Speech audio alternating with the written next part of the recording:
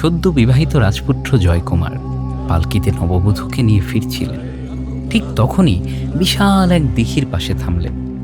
এই দিঘি খনন করেছিলেন রাজা অচ্যুত সেন। কিন্তু আশ্চর্য, এত বড় দিঘি অথচ কোনো জল নেই।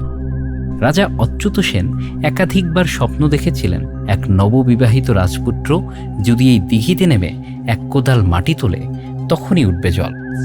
সেই ডাকে সাড়া দেন জয়কুমার। স্ত্রীর বাধা সত্ত্বেও দিঘিতে নামলেন। তারপর ইতিহাস বলে এখানেই ঘটে যায় অদ্ভুত এক আত্মত্যাগের গল্প। আর এই দিঘির তীরেই অপহৃত হয় রানী ভদ্রাবতী। কে ছিলেন তিনি, কেন অপহরণ?